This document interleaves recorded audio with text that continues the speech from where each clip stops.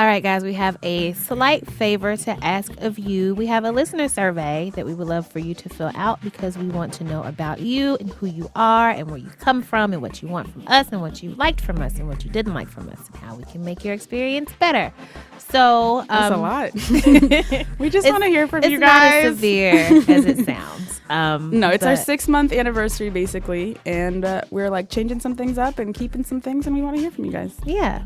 So you can find the survey at tinyurl.com/anotherroundsurvey. Shouldn't take too much of your time. And your feedback is like genuinely meaningful. So it's the only way we know how to get better. And if you would prefer to be anonymous, that's okay. That's allowed. It's allowed. It makes me a little nervous because what is it that you're going to tell us that you don't want us to know who you are? Sometimes people, no, that's allowed. No, it's definitely allowed. I'm just worried. We want you guys to love us. Anyways, you can check it out at tinyurl. Please do. /anotherroundsurvey. All right, on with the show.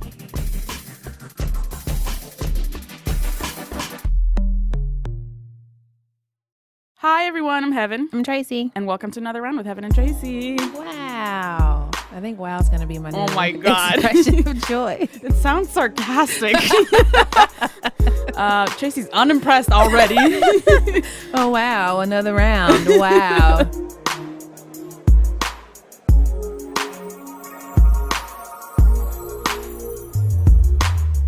What we got for the people today, Tracy? Today we have a quickish shot. We're lounging. Because we need time to breathe and care about ourselves. Say. So yeah, we are hanging out, but we have a quick shot for you guys because we don't want you to go through withdrawal while we're gone. It's an alcohol metaphor. Haha. Kind of sad when you think about it, though. Yeah, that's an addiction metaphor. It is. I'm sorry. Anyways. This is part of our regular series On the House, where we answer listener questions and give you a little advice. But first, we give the disclaimer that we are not professionals at all. We are just two drunk girls in a stew. We are not telling you what to do. So I still don't understand why people ask other people for advice. I know. But anyways, we're going to give some advice today. Today's question is about beauty. It reads, "Hey, Tracy and Heben, I've been dealing with a lot of anxiety about my appearance lately. Recently, I got harassed by 2 different groups of men, parentheses black men, about how ugly I am. I have a more introverted personality, so going off on them is not something that comes naturally. I actually can't help but cry. I know I'm pretty far from what is considered generically attractive. I'm a dark-skinned black girl with an afro. In the past, I've been teased in high school about my appearance, and this has had long-lasting effects on how I see myself, especially regarding dating life and social life in general. I can look in the mirror and feel pretty, but when it comes to interactions with others, I feel small and inadequate, especially if bar hopping and clubbing is a part of the plan. This does not happen all the time, but happens often enough for me to feel it necessary to seek advice about it. I don't know if it's because I live in the Midwest or what. I know beauty should not be something I'm completely preoccupied by, but it seems like the world still is, in the most basic way. I know you both mentioned having dating issues, and I was wondering if this is due to similarly dealing with the struggle of feeling comfortable with your blackness." Whew. Oh my God. That's a lot. That's girl. A lot. Black girl pain. Listen. Black girl pain, I'm telling you. So I remember very distinctly when I first read The Bluest Eye by Toni Morrison. Mm-hmm. I was in high school. I think I was like a freshman. And it like blew my mind. Yeah. Because at that time I was already living in the suburbs. I was surrounded by like white ideals of beauty, which I wasn't used to. I didn't grow up around that. Even when I came to America, that wasn't my first initial like community, you know? Mm-hmm. So I was just like, okay, well, I can like gauge social cues and know that white girl's pretty, that white girl's like okay, that one doesn't fit in the social sphere in the same way, you know? And reading that book was like Toni Morrison put into words like how that really affects you as a young girl. Right. That was my first unlearning, as our first guest of the show, Durga Chubose, might say. But yeah, really unlearning what beauty meant for me. So this is something I've been thinking about forever, as I imagine every black girl has. Yeah. So I consider myself thoroughly brown-skinned, personally. Oh my God. See, we're not going to get into this, but this reaction is why sometimes I think, hey, maybe I'm a little lighter than I feel inside. You are light-skinned. That's the peak light-skinned sentence. Oh my God. Anyway, so I realized that I have a complexion that some would like to call light skin. I get that. And because of that, like I mean, I have to acknowledge like the light skin privilege, which is an actual thing that exists and a thing that like I've benefited from because, you know, in school, I mean, I've never had great self-esteem. I've never felt like one of the prettier girls or whatever. But, you know, when you have like lighter skin and longer hair, then like there's at least that thing that will have people like look at you and be like, oh, okay, well, maybe she is human. Absolutely. You know? That was another thing that you like really got to know about yourself in this like social sphere in like middle school. Yeah. It's like, well, I'm not treated like that black girl, but I can fit into this circle because they can definitely feel me as like a somehow more palatable black person. Right, you know? I'm not completely horrible. Like you learn those cues very easily. You do. I just like think like, okay, well, what if I'm like, hey, I feel really ugly because of like racial things and societal treatment. And a white person is like, oh no, but you're beautiful. I'm like, what the fuck you know? You know what I mean? And so I sort of feel like these words coming from me may have the same effect. If they do, then I mean, like, I totally get it. But suggestions that I would give, this is a suggestion I give everybody, no matter what your problem is. If you're not in counseling or therapy, do it. Oh, yeah, absolutely. For a suggestion. Yeah. If you have a flat tire, go to counseling, you know? Who knows? Word. I mean, like on your actual car. Just like, be like, hey, just make sure I'm okay. No, I'm losing the metaphor. It's not a metaphor. I was saying that it's advice that I give everybody, no matter what the problem is. So like, hey, my windshield's cracked. Oh, sorry. It wasn't fault. Want to get some therapy. It's I okay. ruined your joke. It's okay though. It wasn't a very good joke to begin with, to be honest.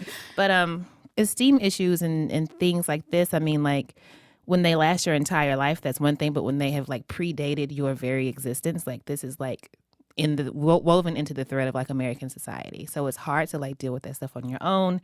Definitely seek a professional who can help you out. Some like specific things I think you can do is get a Tumblr. Oh my gosh, the first thing I typed was get on Tumblr. Seriously, like, that is the place to go. There are like a million blogs dedicated to specific things, and there's like fuck yeah, dark skinned black girls, or like dark skinned black girls in relationship. You know, like there's like a million of those. And then there are special holidays like Blackout Day, which is fucking beautiful. Where everybody just posts selfies of their beautiful black ass selves. Right. They're beautiful, not bleach blonde, tall and skinny black ass selves. Yeah, it's like you log on to Tumblr every day and you're like, hey, look at that flag girl. Hey, look at that flag girl. And they're like, you create that world where you can see yourself, because obviously we're not going to see that elsewhere. It's like Stacey Marie said on her first appearance on the podcast, you can't be what you can't see. So surround yourself with images of beautiful, dark-skinned, natural-haired women as much as you can. They run Tumblr, so you got this. They seriously do run Tumblr. Also, change the way that you speak if you can. Like in the email I noticed in the first sentence, she said, in second sentence, sorry. Recently, I got harassed by 2 different groups of men about how ugly I am. And I wish that had said, I got harassed by 2 different groups of men because they thought I was ugly. Word. You know what I mean? Like even changing the way that you talk about yourself can change the way that you think about yourself, which can change the way that you feel about yourself, which is hard to do on your own. So again, like therapy can really come in handy and help you out with that. This part is really corny, but like affirmations. Oh my God, I was just going to say the same thing. Like they were. Right. Because like your brain is really smart, but it's also really fucking stupid. You know, like you have to think of it as a computer that like short circuits and malfunctions all the time.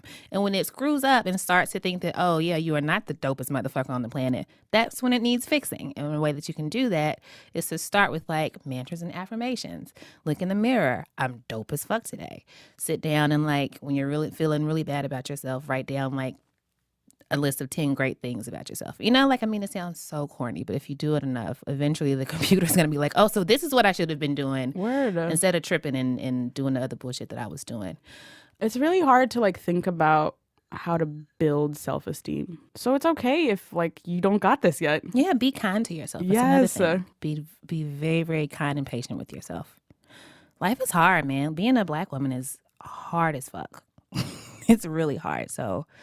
And that's another thing that Stacey Marie said. We should just change the title of the show to Tracy and Heben quote Stacey Marie for 45 minutes.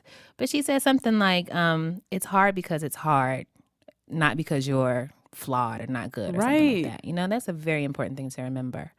You can't just unlearn centuries of horrible programming. In like especially a day, overnight, you know? And maybe even like in a year or 2 years or 3 years or 10 years, you know. Be kind to yourself, be patient with yourself.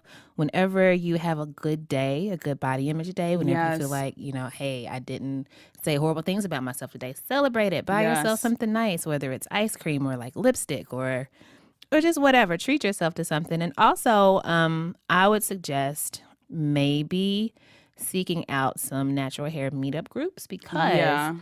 at its core, the natural hair movement, quote unquote, is supposed to be about self-acceptance, right? And that means of your hair, it means of your body type, it means of your skin tone. And if you can surround yourself with like-minded people who are always there to lift you up, then that would be very helpful, a good support system. But remember that people with natural hair are human as fuck, and they might not hold you down when you need them to. Yeah. There's still some sort of like reifying of the same structures that you see in white American beauty standards. Everybody wants natural hair, but they want the long curly silky Yeah, stuff. so like, you know, you got to find the good ones. Yeah.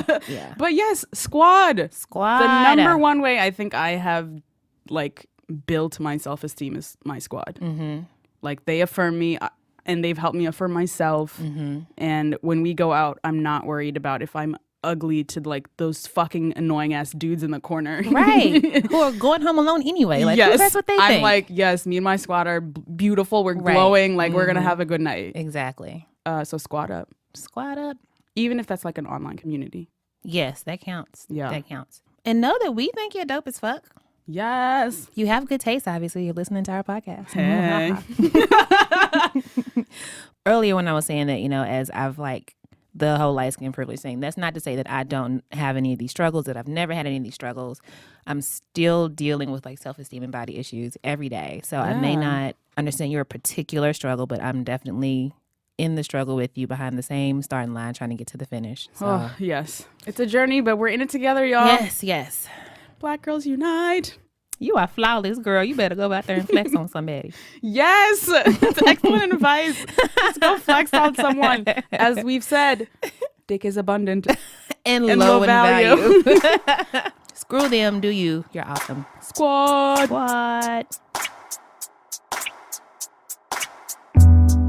So, I think that's the end of this shot. What do you think? Yeah. Well, we will be back with our regularly scheduled show next week. Thanks, Heben. Thanks, Tracy. You're welcome. Thanks, Pod Squad. Shout out to the Pod Squad. Pod Squad. What? I'm sorry, guys. Okay. Only Tracy can do the air horn. From now on. I've learned this from episode 1. This podcast is produced by Eleanor Kagan with editorial oversight by Jenna Weiss Berman, and production support comes from Julia Furlan and Meg Kramer, and all-around fancy studio engineer type guy, Paul West. Also, thank you to our in-house DJs and musicians. That is Jean Gray. You can follow her on Twitter at Jean Greasy, and Don Will of the almighty Tanya Morgan. You can follow him on Twitter at Don Will. That's DONWILL. I guess I'm just going to spell it forever. And if you have questions you want to submit for our On the House segment, you can email us at anotherround@buzzfeed.com or reach out to us on Twitter or Facebook. You can find me on Twitter at Heben Rants. That's Heben. Oh, this is too much. I gotta shorten it. Heben like the noun, Rants like the verb. It's back. It's back. Woo! I'll think of a better one, guys. That's my favorite. I need a calling card. And you can find me on Twitter at Brokey McPoverty. That's Brokey like sad times in my wallet, and McPoverty like sadder times in my bank account. Thanks for listening, y'all. Bye. Yes. We appreciate all of you. Oh, waves, hula dancing waves, wave arms. What? Oh, there's a drink here. Shut up. I didn't even notice.